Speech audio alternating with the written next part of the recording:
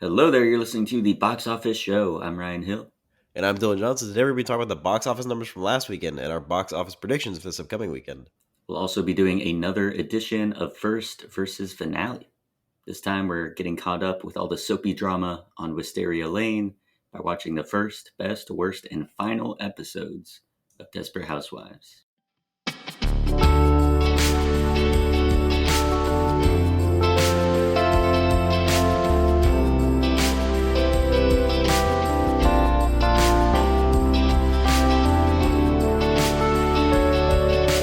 We're going to jump right into the box office breakdown for October 31st to November 2nd. In first place, for the Halloween weekend, new horror release Black Phone 2 made $8.3 million, bringing its domestic total to $60 million. Indeed, to beat out Regretting You, which had $7.8 million. And Chainsaw Man, the movie Res Arc, with $6.2 million. K-pop Demon Hunters was back in theaters. Got 5.3 million, making its domestic total 24 million. Again, this was just a Netflix movie, so the fact that it popped into theaters for 2 weekends and was able to make that amount of money, crazy. For the sequel, they better throw that in the theaters from the jump, make a lot of extra money. And after K-pop Demon Hunters was Yorgos Lanthimos' bizarre conspiracy-filled Begonia with $5 million. And then Back to the Future, 4.9 million for its anniversary re-release. Then Springsteen, Deliver Me From Nowhere, $3.7 million. John Aries had 3 million. Stitchhead had $2 million. And Good Fortune had 1.4 million. And we'll jump into the box office predictions for November 7th to the 9th. Predator Badlands is the big film coming out. As comparison points, Prey, the most recent live action Predator movie, was Hulu only. Then there was also Predator, an animated film earlier this year. That was also just Hulu, so we can't really compare those for the box office. So we got to go back to the reboot from 2018, The Predator, which made 24 million in its opening. Do you think that Dan Trachtenberg's Predator Badlands will be able to surpass the 2018 Predator? I think so. I think there's not much going on this weekend. The box office has been slow. I think Prey, if I recall correctly, had a very positive reception. People really liked it. People really enjoyed it. I think people really enjoyed the animated Predator as well earlier this year. And so I think Predator is back, at the apex once again in terms of, Mm-hmm. kind of sci-fi character royalty. Back at it again for the first time since the 80s, really. And so I think Predator Badlands is going to clean up. I think it's cool to see a movie from the Predator's perspective. I think it's cool where the Predator is now the hero. It's giving that Terminator 2 kind of twist of making him the good guy here. And I Yeah, think we're going to really vibe with it. So I'm going to give it 25 to 30 million. gotcha. Yeah, I'll go above that. I think it definitely can nail over 30 million. So it should be a bigger success than its predecessor, and then we'll just have to see whether it'll get a sequel. Because again, I mean, they're trying to bring back this franchise in full force, so I'm hoping it does well. It does look really good. Like those Yeah. trailers, it looks pretty Visually darn stunning. phenomenal. Yeah, the visuals look great. So I'm hoping it does well. And again, it's a cool take. Like I love how they're like with Prey going back in time with the animated movie Killer of Killers, a sort of anthology again, like through time of these people facing off against predators, and then now this one from the predator's perspective. Like you're getting a little weird with it, right? They're going in interesting new directions. So I want that to continue. So hopefully it does do very well. All right. Now let's dive into the main topic. We're going to talk about Desperate Housewives, a show that ran from 2004 to 2012. It had 8 seasons, 180 episodes, and one video game adaptation.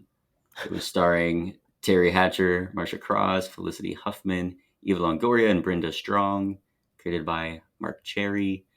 And it did have, at least in its very early seasons, some awards success. It won Best Comedy Series twice at the Golden Globes for its first 2 seasons. And it won Best Comedy Actress for Terry Hatcher at the Globes in its first season, and Best Comedy Actress for Felicity Huffman at the Emmys in its first season. among a couple other like guest acting nominations and wins. It also won for best title theme from Danny Elfman. So interesting there. And then also was Nice. nominated for comedy series just one time for its first season at the Emmys. Hmm. So definitely at the start had some award success, but obviously through its long run, it was very successful on ABC. So, Yeah. what was your familiarity with Desperate Housewives? So my first interaction with it was at the same time Arrested Development was coming out, and so when I watched Arrested Development for the first time in like 2012, there is a bit in I think season 2 or season 3 where George Michael is who's Michael Cera. He's out with his girlfriend Anne, who's super religious, and she takes him to a protest of Desperate Housewives where they are picketing Mark Cherry's house.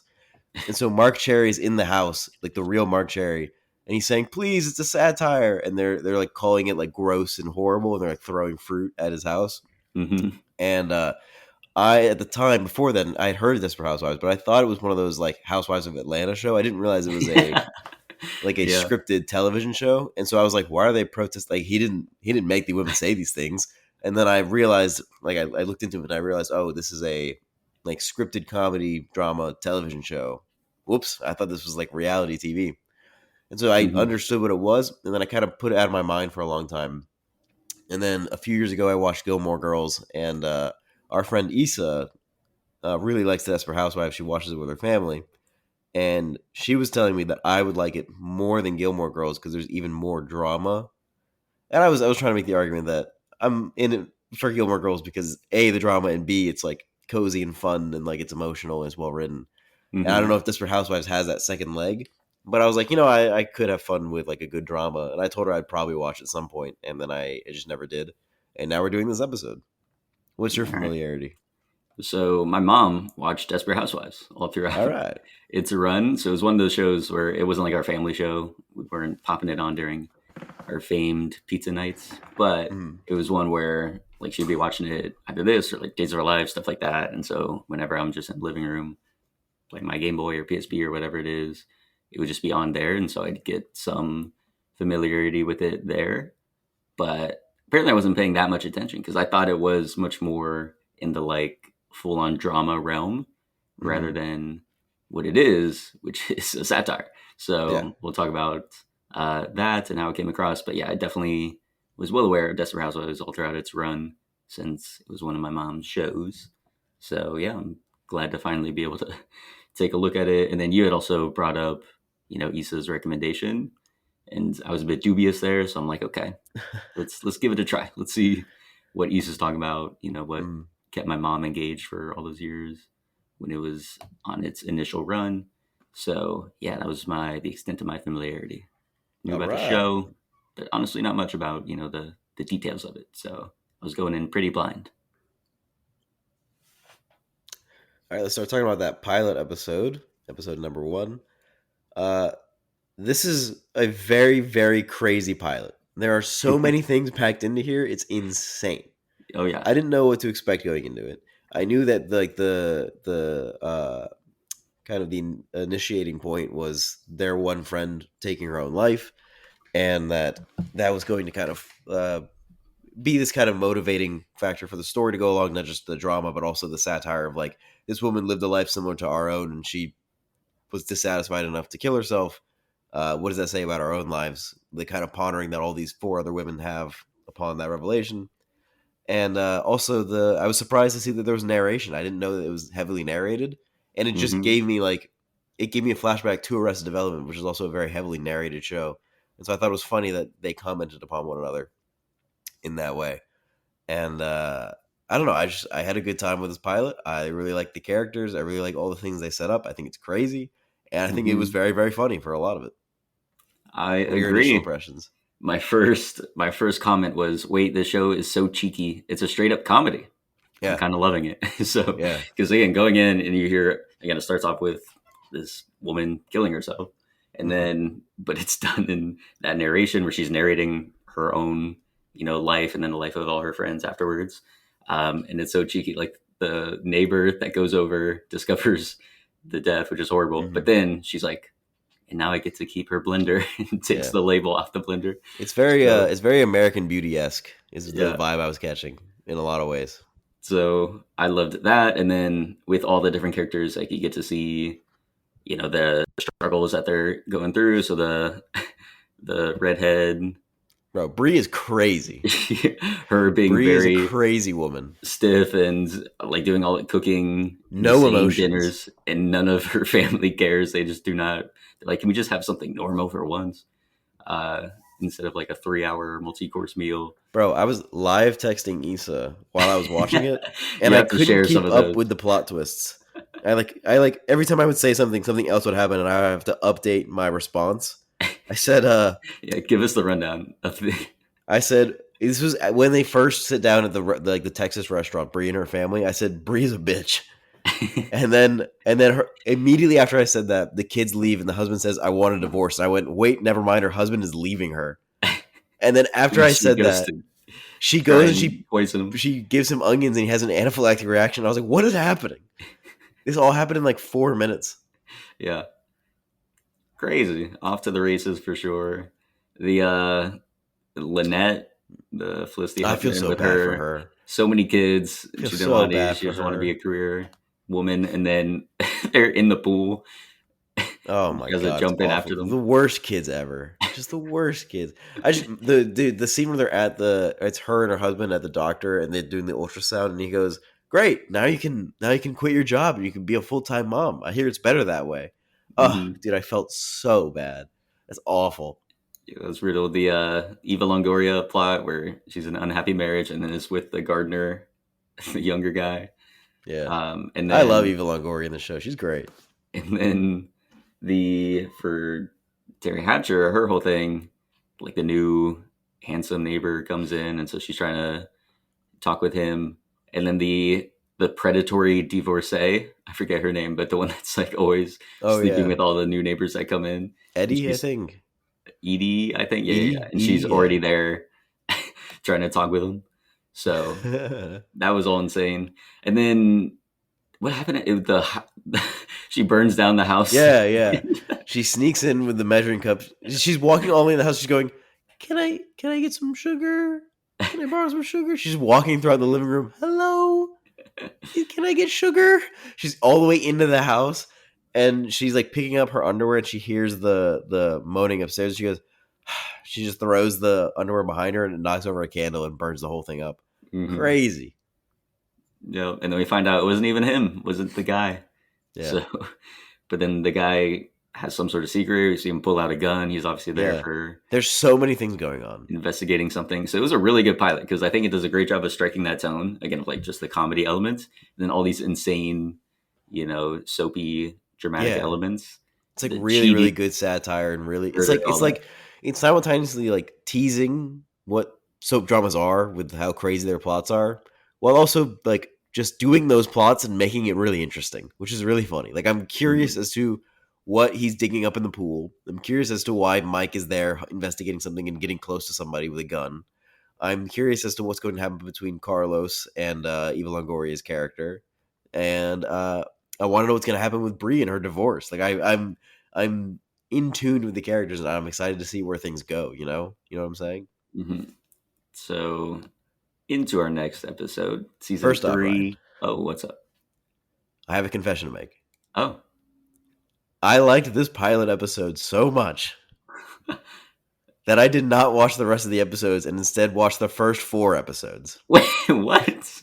because I don't want to get spoiled because I like Desperate Housewives so much. How are we gonna do this show? What's going on? So my pitch to you is I'm going to fill you in on the next 4 episodes so you know what's going on. And Okay, then you're going to tell me your spoiler-free reviews of the other episodes and I can take out my earbuds and you can talk about what you did or didn't like about the spoiler parts of it. this is insane. You like the pilot that I much, or liked you're it so much that I went and watched the next 3 episodes back to back. that's crazy. Oh my god. It is Okay. it is the first. I didn't think this would happen. We do these shows with the first week finale because we think we're never going to watch these shows, right? Yeah. I didn't really think I was ever going to watch Desperate Housewives, and then I put on the pilot, and I'm like, this is good. This is a good show. I'm enjoying it. It is giving me like it is like scratching the Gilmore Girls itch a little bit, and like Wow.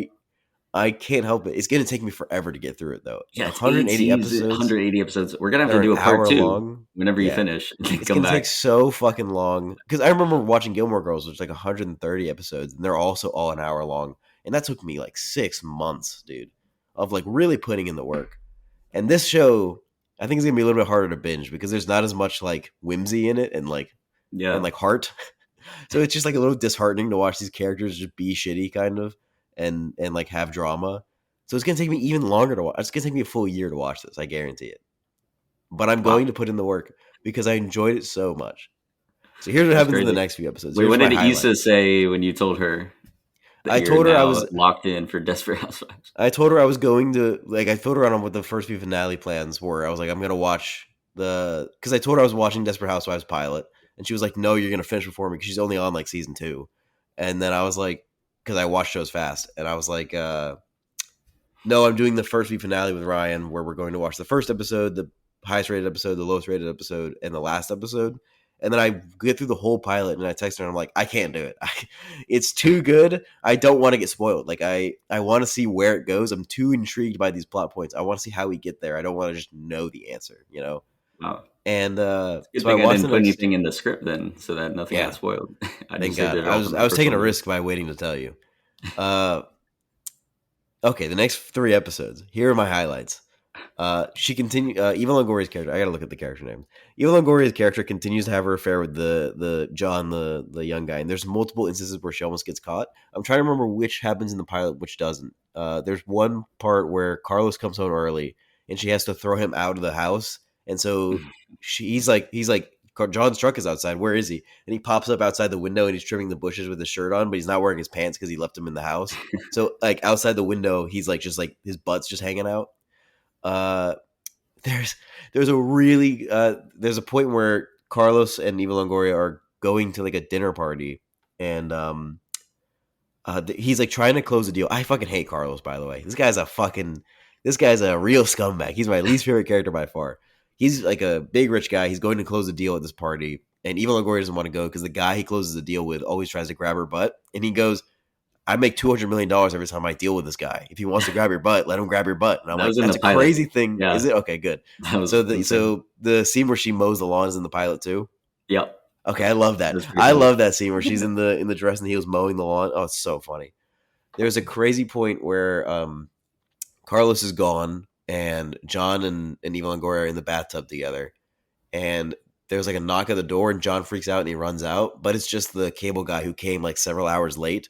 And so John just leaves and then Eva Longoria lets the cable guy in and he comes up and he slips on the water from the bathtub and like gets hurt. So the ambulance has to come and pick him up.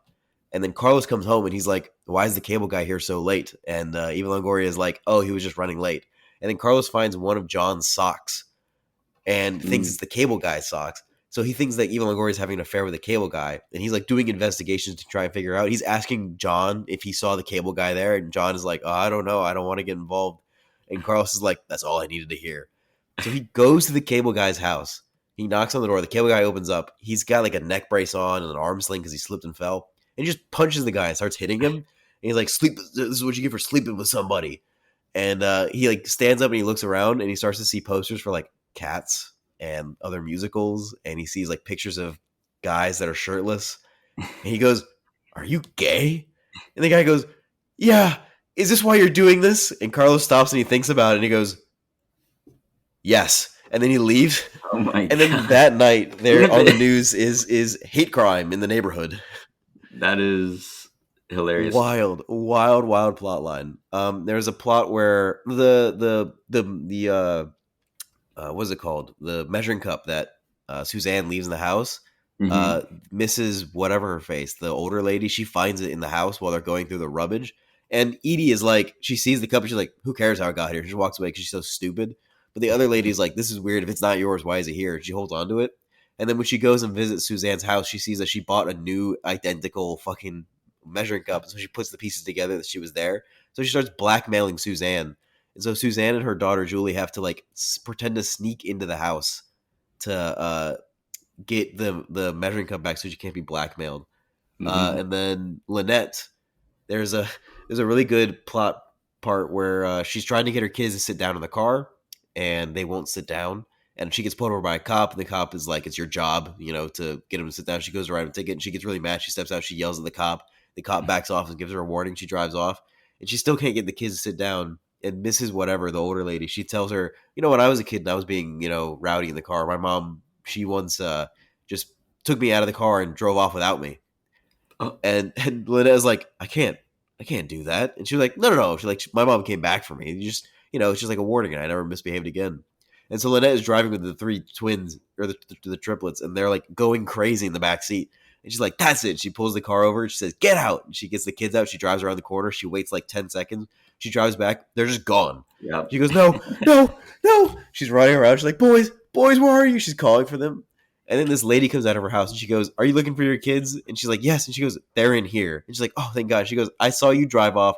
She's just getting into an argument with the lady because the lady's like, you have anger issues. You need to solve this before you take your boys back.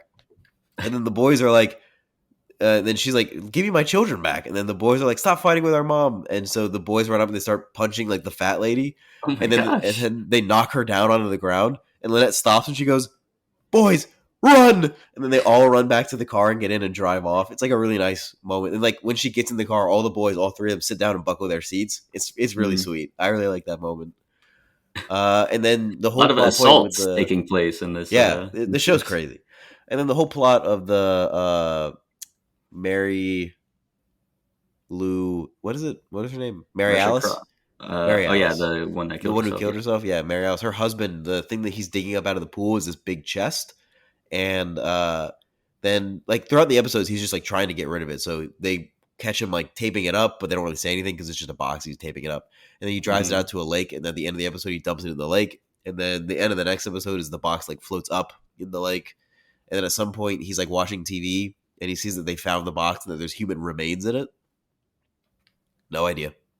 Still haven't gotten to Spooky. the explanation for that. Still have no idea who Mike Delfino is. But like really, like who, like what is his end game here? And then Bree and her husband start doing a couples therapy because she insists, and it's Hmm. so funny because they'll be sitting there, and her husband the whole time is just like, "Do you have any emotions? Can we talk about anything for real?" And Bree the whole time is just like, "So I have two kids, and I do this and this and that." And Trying to she's have like everything be so perfect. crazy, yes. Uh, and then there was a point where they go to a dinner party that was supposed to be for Mary Alice, but because she died, they were going to cancel. And then Bree was like, "No, we should do it anyway." And Bree holds it, and all the girls and their wives come or their husbands come out to the party, and Bree is like to her husband, she's like, "If anybody asks, we are at tennis instruction. We are not at couples therapy. That is nothing. Like we're just doing tennis instruction. Mm. You're working. My backhand is improving, and you're working on your serve." And like a crazy amount of details. And so at the party, Carlos is talking to Bree's husband and like just asking a bunch of tennis questions, and he just can't keep up with the lies, and he just gets frustrated. And he goes, "We're not actually at tennis instructions. We're just at couples therapy." And Bree gets really really mad, and so the whole dinner is like awkward and quiet. And then Suzanne is like, that's not embarrassing. What's really embarrassing is earlier today, my ex husband drove off and my towel got stuck in the door and came off, and I was naked in the driveway, which is something that did happen in the episode. She's like naked outside. She's like trying to get in. Mike runs into her, and uh, That and was then they're all like who was sharing naked in the driveway. Suzanne, Terry Okay. Hatcher, Yeah, yeah, yeah. because she's wearing a towel when she's yelling with her ex husband, and then he drives off, but her towel got caught in the door, and so it rips off of her, and then she's just naked outside. She can't get in the house, and then Mike runs up to her, and then they're all like joking at the table about like embarrassing things that happened to them, and then Bree goes about her husband. She goes, "Yeah, he cries every time he ejaculates," and then the whole table just goes quiet, and he just gets up and he just walks out the door. I mean, that'll do it. That's kind of This crazy. show Drop. This show is great. This show is crazy. I'm very much enjoying it. I really like where it's going. I like how things are developing. I'm having a very good time. Well, that's good. I think you'll definitely enjoy where the first season goes. That whole, the big mystery that they're building up is just unhinged. It's crazy. It is truly crazy. So Did you that like should be a do lot of fun. research to look into it about like what happens? I had I played the finale of season one in the Okay, background, so I was just listening to it just to see what and happens. Okay, just to list because I was like, it's 8 seasons. I'm like, it's gonna get wrapped up in the first season. So I'm like, I just want to hear like Yeah, for sure. what it was, because they don't in like the subsequent episodes, like they don't even really refer back to it. So I'm like, I'll just listen to it and hear what happens. Yeah. Is it crazy? Crazy, Oh, dude, I'm it's so looking crazy. forward to it. And then for the rest of the episodes, so again, just spoiler free stuff. Yeah. Season I feel like Issa three, already told me how season one ends because I think at the time I didn't want to watch it, and I guarantee I've just forgotten, which is really funny. that's good. Yeah. That's good. But season three, episode 7, called Bang. It has Laurie Metcalf in it. Oh, great. I love Um, her. Metcalf, and so she is fantastic. She's great. I looked up to see if she got nominated or won for this episode. She should have. She absolutely should have. She's incredible. And then also, I think that episode is just a great encapsulation of both the crazy like satire, but then also it's where it digs into more of the emotional components. So there's like Mhm. for a couple different characters, they have some nice resolutions with each other, and so I think that balanced it really well. So I can see why that is like the highest rated episode of the entire series. Um, just very very well done. A lot of laugh out loud moments there. Um, I want to say one of the because I wrote down a quote because the delivery was incredible, but the line itself is also incredible. So once we come back to this a year from now, whenever you finish the show Uh, entirely, we'll have to talk about that because it's so good, so golden. Um, but yeah, so that was really good. Then season 6, episode 7, careful the things you say. So somewhere in here, now this will be a mm, spoiler for you or not, but uh, I had to put together. I was like, they have a time skip somewhere in the show okay. because Okay. things were not making sense. In the season one, the pilot, you have Suzanne's child, Yeah. Julie. They're talking about her in this episode. She's like way older, but I think it's the same actress. So I don't know how Okay. that happened, what the situation was, but anyway, she's in much more adult storylines at this point, All and right. then again, it's still all these like soapy nonsense stuff of things going on with broken Mhm. marriages and cheatings and affairs and all that Yeah. jazz. Um, I but was again, looking at the from ratings on IMDb, and honestly, this one isn't that much lower than any of the other ones. they're all pretty consistent. This was like the Yeah. second lowest rated overall. Uh-huh. The lowest was somewhere in season 8, but I wanted more like variety, and so yeah, this one I think was a 7.5. And that's about the Mhm. lowest the show gets. And Which is my pretty comment good. here For eight was, years is pretty good. I was like, it's not a crazy drop off. The show is honestly pretty consistent with like how it approaches things. But then I said, I was like, I could feel being bored by the show if it's 8 seasons of all this. And in theory, the most juicy element that they do is in Mhm. season 1 with Yeah. one of the ladies killing herself. Obviously, that's not going to Yeah. happen with any of the other ones. So I'm like, how That's what I'm worried about. I'm worried crazy about can it their drama becoming get? like too similar and just keep going and going and going. How do they Yeah, keep up like the heightened like everything that's happening so crazy right now in season one? How do they keep that going for 8 seasons? exactly. And they don't, because again, in season 3 and 6, you jump into it, even in the finale, and I'm like, where are the stakes? Like, what's going on? Like, what's the big thing that's going on? It's just sort of like Yeah. they're doing their daily routine type stuff rather than major things. Um, so yeah, so season 6, episode 7, I was like, again, it's pretty decent. Definitely, I wasn't laughing out loud as much as season 1 and 3's episodes. But then the part that annoyed me, so I wonder if you're experiencing this in the 4 episodes you watch or not. But I was like, our main characters, it's obviously an ensemble, but I'm like, the premise is like they're all friends. They rarely have scenes together. They like never talk to each Yeah. other. And I'm like, I'm like, we're I was each in under their the own impression they would subplots. have like gatherings more in each other's Exactly. houses to Yeah. just like have girl talk because they do that a little bit in the pilot and the second episode, and they just kind of Hmm. don't do it as much. They might just like bump into each other on the street or something, but it's really Yeah. like their separate lives and how they kind of like interweave with each other, I And guess. I don't like that as much. And so I Yeah, noticed in 3, 6, and even in the like finale in season 8, I was like, they just don't hang out. They like don't talk to each other. They're doing their individual subplots with their husbands or their family, maybe. That was the other thing too. Is obviously things change, especially with the time skip. But I'm like, it's weird at certain points where you know their daughter just doesn't show up in an episode, or their children, are just not referenced at all, or things like that. I'm like, I don't know, it just feels weird that we're not getting the full scope of what's going on with their families. So Mhm. that part was rubbing me the wrong way a little bit.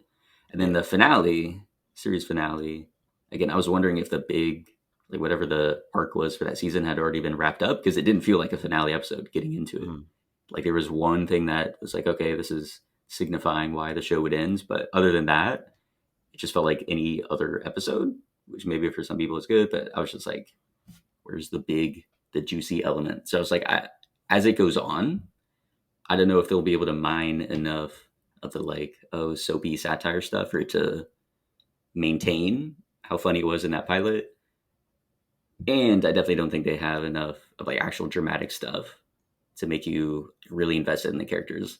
Like I thought, some of the actors, I'm like, okay, like Felicity Huffman and whatnot. I'm like, I'm feeling for her and her situation with Yeah. Lynette and everything. But like, I don't know that, I'd be rooting for these characters to like, I don't know, get everything that they want. I just feel from these 4 episodes I watched, it's like, oh, again, they're, avatars for soapy satire.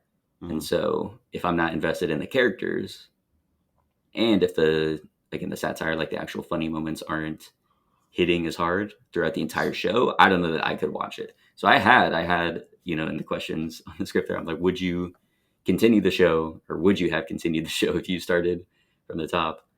Clearly, we got the answer for you. You will continue. Yeah. Having seen the rest of the episodes, again, I'm like, I think, again, the pilot was great. The season 3 episode was great, largely because of Laurie Metcalf going insane. But for the rest of it, I'm like, I don't know. I could commit to 8 seasons, 180 episodes of this. I just feel It's like so tough. much of it would end up becoming repetitive, Yeah. not as engaging. And certain stuff, like, This is gonna be like a background guilty pleasure show for me. Like yeah, whenever I get the chance, I might throw it on, just try to get through it bit by bit. This isn't gonna be like a. I can't dedicate binging to this. This is not like a bingeable show to me. It's just too yeah. much all the time. So I'm just gonna Exactly. I'm gonna take my time with this one. It might be like a year or two.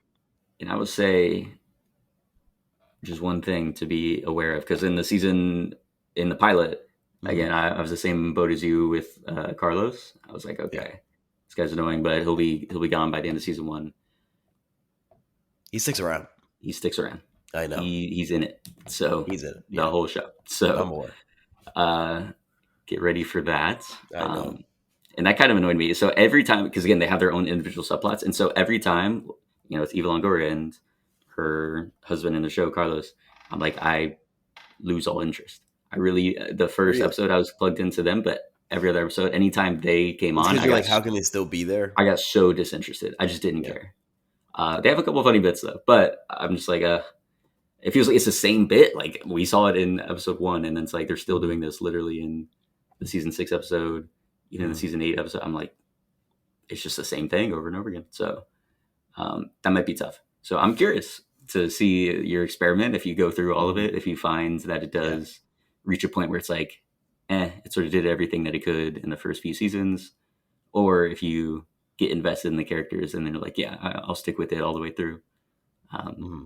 but yeah, definitely not a bad show at all. Like, and it Yeah. didn't go crazy off the like jumping the shark, going off the rails. How some of the other shows that we talked about did with like Supernatural. Again, Dude, you the can only 100 go was so crazy. high to getting like facing God, and Yeah, then the 100 where who knows what in the world happened there with like an alien species and whatnot. that was a So really they good went one. crazy. It went Desperate crazy. Housewives doesn't do that. It stays pretty consistent as far as like the scope of the show. And I think the quality level as well remains somewhat consistent. So Mhm. definitely a different type of show for our first week finale. But yeah, this is crazy. I did not ever expect for I did for not you think I to would halt ever. I did not think the I would ever watch a first episode of one of these first few finales and be like, "No, I'm gonna keep going." I never thought yeah, that would happen. incredible. The Well, drama's all just right. too good. How would you rank these episodes? The four you watched. Uh, I would say I may put the pilot at number 1, just because as It's far as pretty like good. capturing the show and everything, it Yeah, is pretty phenomenal. it's magnetic. Yeah, it's amazing to Bang, see it like go through and then see all the character arcs get they set up. balance it It's really well. fantastic. They Yeah, Yeah, they do everything really really the well in humor's that. there. Yeah, it's a really good pilot. Uh, but then again, I may put the first like 15-ish minutes of Bang because it's kind of like set up is not the Mm-hmm. most engaging, but it gets to a certain point where again, Laurie Metcalf just goes off and she is just magnetic to watch. It is hilarious. And again, the like emotional stuff at the end. So that one is definitely a close second. It Mm-hmm. might be number one actually. Again, the Laurie Metcalf. If she were one of the main people in the show, maybe I would watch it. I would go with you and watch the 8 Oh yeah. seasons because she's just great. Um, so actually, I will put season 3, episode 7 at the top, and then the pilot very close. I think they're Mm-hmm. so close in quality, and then I don't know. I don't know. That I cared much for either season 6 or 8. If there's like a big difference between them, they felt Mm-hmm. pretty much the same. I guess the series finale would go third because it has some sweet resolutions. There's like one montage in there that talks about again just like the portrait of life, all the different cycles that you go through of grieving and celebrating and marriage and rekindling love and all this and Mm-hmm. that. Um, I think it like that element is nice. It has a very bizarre final sequence though, Okay. which I thought was they try to do a thing of all shows. It's like okay, we're wrapping up, so you want to pay homage to like all the people and things that came before. And I just thought Yeah. it was a very creepy way of doing it. Not like actually scary and like oh my skin's crawling, but just odd. Like it does not quite work. Sure. So that was not maybe the greatest. And then again, I don't think it had enough oomph as like a series finale, but it was solid. And then I guess season 6, episode 7, which again, like if you told me Just that a was the normal worst episode episode, I'd be like the lowest rate of the entire series. for It's eight not bad. seasons. It's Yeah. decent. It's fine. Yeah. Um, I think a so consistent show, being consistent for 8 seasons, I think that's impressive. You know. yeah, it definitely is. So that would be my ranking there. All right. So yeah, that's about That's it. it. That's Desperate Housewives. That's That's all the time we have. If you'd like to give your thoughts on the show, you can email us at theboxofficeshowpod@gmail.com. our main title theme for the show is Sundown by Joseph McDade. If you like the show, please give us 5 stars, whatever podcast app you're listening to. Be sure to tune in next week. Have a great rest of your day.